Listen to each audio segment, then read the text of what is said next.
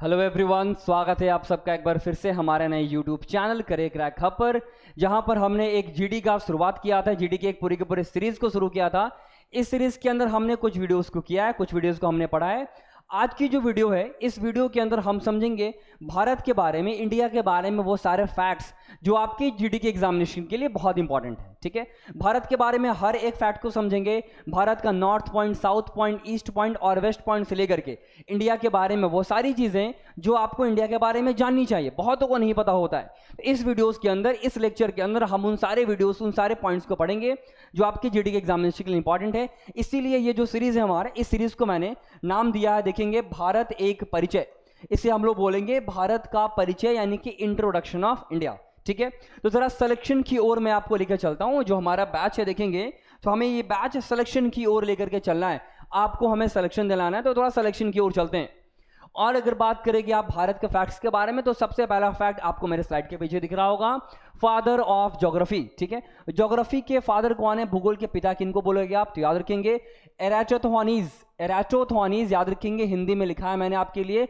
एराटोथोनीज जो हैं, ये हमारे भूगोल के पिता कहलाते हैं। यहां पर आप इनका देखोगे, फोटो भी देख सकते हो, कुछ इस तरीके के हमारे ये दिखते थे एराटोथोनीज। तो कभी भी एग्जाम में आ जाएगा who is the father of geography, तो याद रखेंगे नाम होगा इसका एराटोथोनीज। ठीक है, आते हैं अगले पॉइंट में। देखेंगे आप कि इंडिया का बहुत बार अलग अलग नाम, इंडिया को, भारत को अलग अलग नाम से बुलाया जाता है। तो याद रखेंगे, सबसे पहले हम पढ़ेंगे कि भारत के नाम कौन कौन से हैं। तो सबसे पहला इंडिया यानी कि भारत, ये नाम दिया किसने, तो याद रखोगे ग्रीक्स ने दिया। गिवन बाय देम, ग्रीक यानी कि उनके द्वारा दिया गया। एग्जाम में पूछा जाएगा कि आज आप इंडिया को, हिंदी में आप इंडिया, इंग्लिश में आप इसको इंडिया बोलते हो, हिंदी में भारत बोलते हो, ये भारत इंडिया शब्द जिसने दिया किसने था, तो याद रखेंगे ग्रीक्स। ठीक है, जो ग्रीक्स थे उन्होंने ये नाम दिया था इंडिया। हिंदुस्तान भारत का दूसरा नाम है। हिंदुस्तान किसने दिया था, तो याद रखेंगे ये पर्शियन के द्वारा दिया गया नेम है। ये फारसी, पर्शियन जिनको आप क्या बोलते हो, फारसी बोलते हो। जो पर्शियन थे उन्होंने पूरी के पूरी इंडिया के स्ट्रक्चर को, जो भारत है हमारा, उसको हिंदुस्तान के नाम से जाना। इंडिया को हम लोग आर्यवर्त के नाम से भी जानते हैं। आर्यवर्त नाम याद रखेंगे, आर्यवर्त, लैंड ऑफ आर्यास, यानी कि जो आर्यास थे, जो आर्यंस थे भारत के अंदर, आप एंशिएंट हिस्ट्री में पढ़ते होंगे आर्यंस के बारे में। ठीक है, तो जो आर्यंस थे, जो आर्यवर्त थे, उन्होंने भारत को, जो आर्यंस थे उन्होंने भारत को आर्यवर्त के नाम से जाना। उसके बाद देखेंगे भारत, भारत का जो नाम है, ये नाम किसने दिया, Bharat on Raja Bharat same. एक हमारे भारत के अंदर एक, आप मेडाइवल हिस्ट्री पढ़िएगा, वहां पे आपको पता भी चलेगा, एक राजा थे किंग भरत। किंग भरत के नाम पे आप देखोगे तो किंग भरत में आपको दिखेगा, जो किंग भरत थे उनके नाम पे, पूरे भारत के नाम पे क्या पड़ा है, भारत, जिसको आप भरत के नाम से भी जानते हो। उसके बाद देखेंगे एक और नाम था जम्बूद्वीप। ठीक है, जम्बूद्वीप क्या बोलोगे, तो ये जो हमारे पुराण के अनुसार, हमारे जो पुराण हैं, जो आप एंशिएंट हिस्ट्री में बहुत सारे पुराण पढ़ते हो, ठीक है, उन सारे पुराण के अकॉर्डिंग भारत को आप क्या बोलोगे, जम्बूद्वीप बोलोगे, जम्बूद्वीप के नाम से जानते हैं। तो याद रखेंगे भारत के लिए 1 2 3 4 5, ये 5 नाम है जो भारत का नाम है। अलग अलग नाम है, एग्जाम में पूछेगा कि इन 5 नाम में से कौन सा नाम है जो पर्शियन के द्वारा दिया गया, कौन सा नाम है जो पुराण में लिखा गया है, कौन सा नाम है जो ग्रीक के द्वारा लिखा गया है। तो पहला जो स्लाइड है आपके लिए, आप स्क्रीन पे चेक कर सकते हो। जो पहला स्लाइड है, इस पहले स्लाइड में हमने समझा है कि भारत के बारे में सारे के सारे पॉइंट्स को। अगले पॉइंट में आते हैं, देखते हैं लोकेशन ऑफ इंडिया ऑन अर्थ, यानी कि देखोगे ये अगर हमारा ग्लोब है, इस ग्लोब पर भारत है कहाँ। ठीक है, तो मैं जरा आपको एक पॉइंट बताऊं, अगर इस ग्लोब पे भारत के बारे में देखोगे तो आपको पता होगा नॉर्थ पोल और साउथ पोल क्या होता है। तो आपको एक लाइन ऐसे खींचते हो, आप एक लाइन कुछ ऐसे खींचते हो, ये क्या है लाइन, इन सब चीज को मैं जरा आपको डिस्कस करता हूं, अभी जस्ट डिस्कस करेंगे। आते हैं अगले पॉइंट पे। देखोगे यहां पर एक शब्द यूज किया गया है लैटिट्यूड लाइन, और यहां पर एक शब्द यूज किया गया है लॉन्गिट्यूड लाइन। लैटिट्यूड लाइन और लॉन्गिट्यूड लाइन होता क्या है, पहले मैं आपको ये समझाऊं।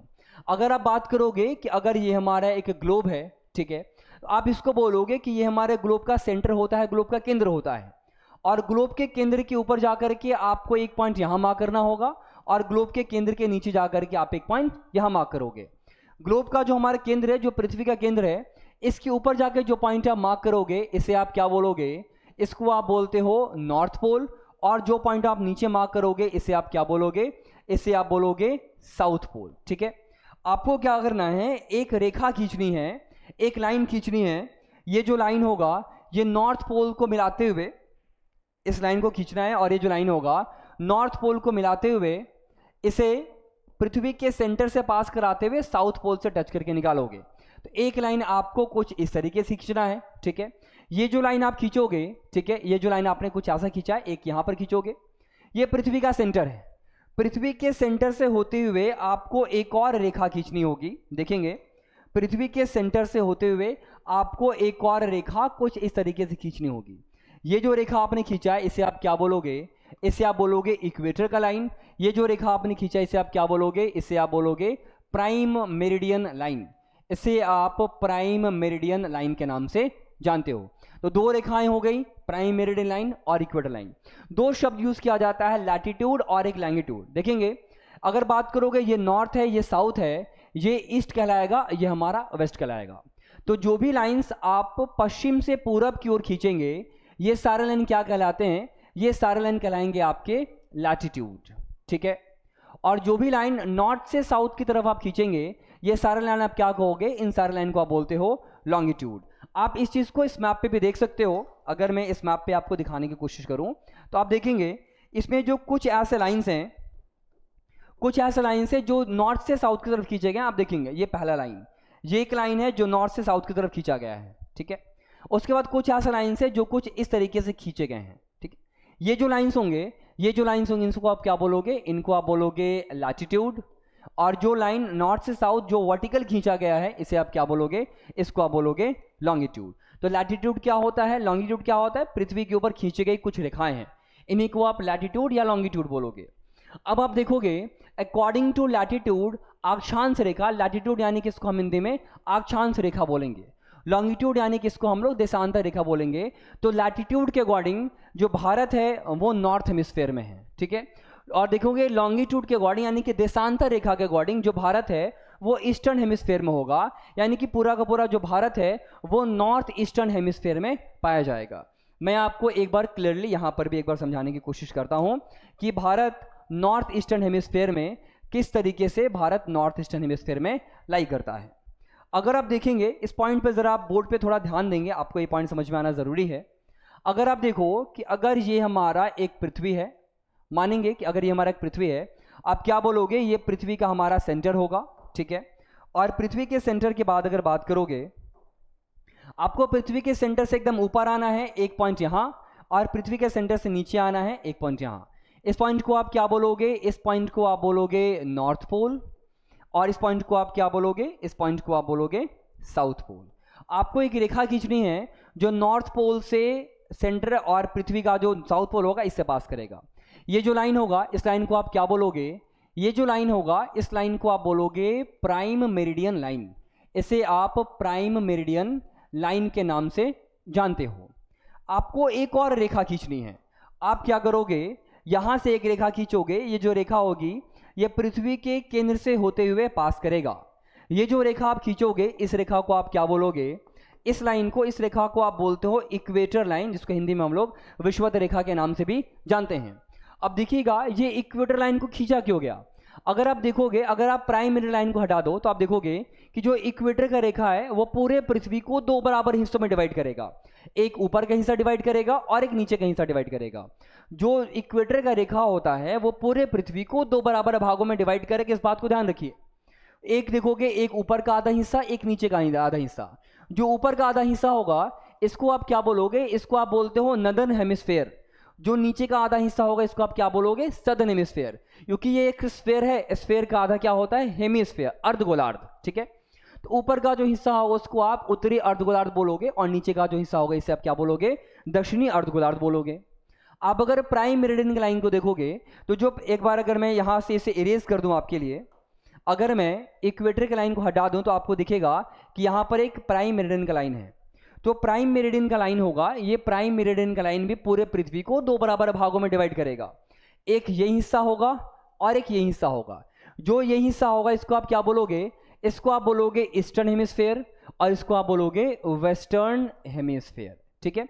यानी कि प्राइम मेरिडियन लाइन और इक्वेटर लाइन, ये दोनों रेखाएं मिलकर के पूरे के पूरे पृथ्वी को दो बराबर हिस्सों में डिवाइड करती हैं।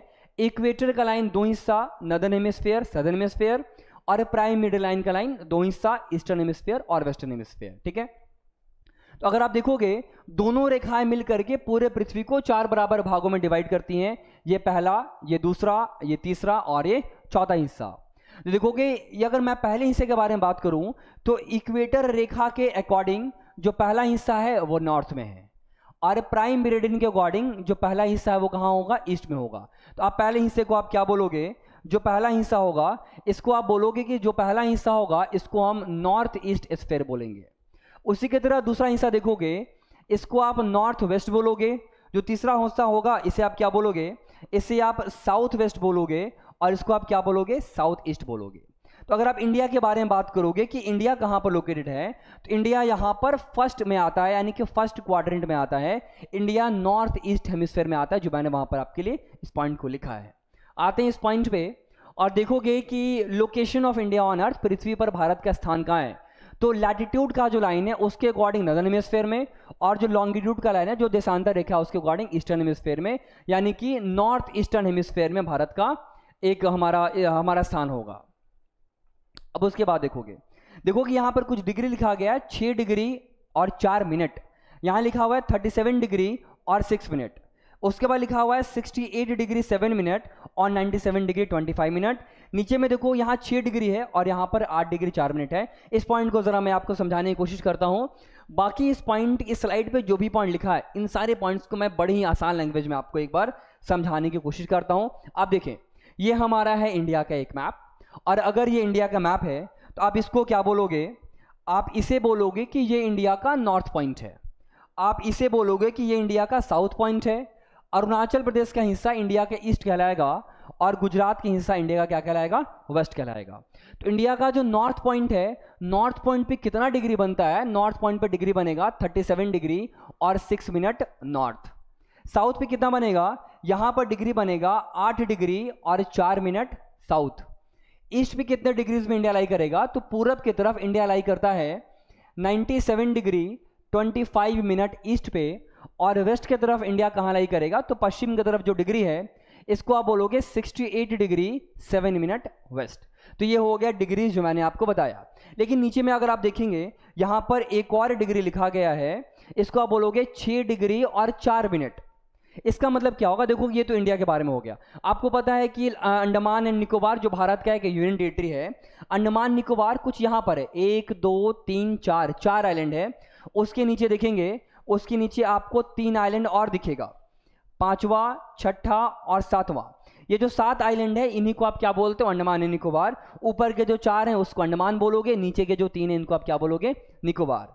तो देखोगे अंडमान एंड निकोबार में जो सबसे नीचे वाला पॉइंट है उसको हम बोलते हैं ग्रेट निकोबार। क्या बोलते हैं, ग्रेट निकोबार बोलते हैं।